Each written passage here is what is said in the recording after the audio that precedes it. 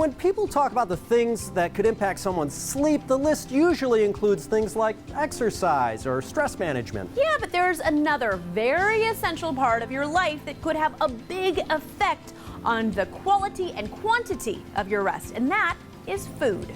Teresa Strasser's looking at ways you can eat to improve your sleep, and that's our featured story at the top of the list.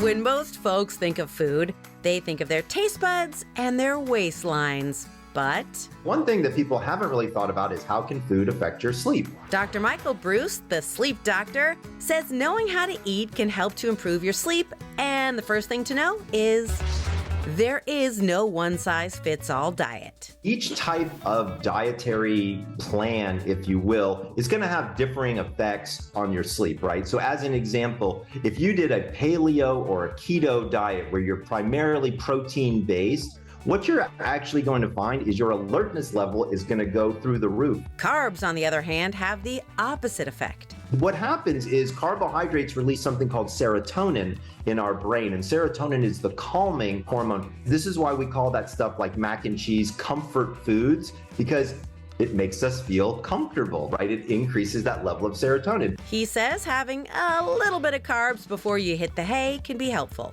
But you have to be limited. So what I tell people is for dinner, there's a lot of different things that you can have that are very pro-sleep. So one is anything with omegas. Like salmon, chicken, olive oils, and plant-based proteins. Look at some of the vegetables that you're having. So finding magnesium-rich vegetables, leafy greens, kale, spinach, things of that nature, all very positive. Dr. Bruce says these help produce melatonin, the sleep hormone.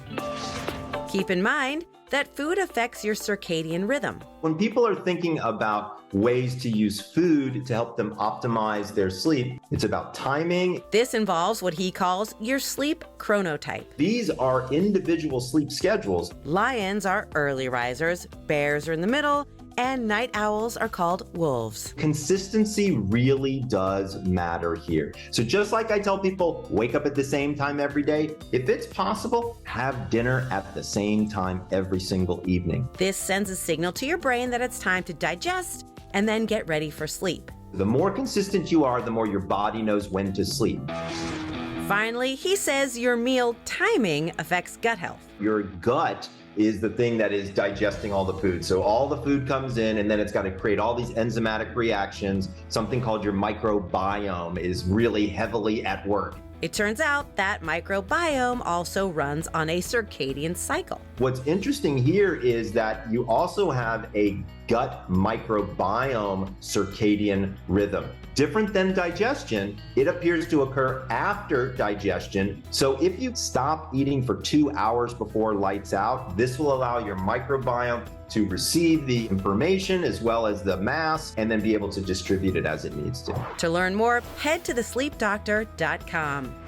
The recipe for a good night's sleep is at the top of the list.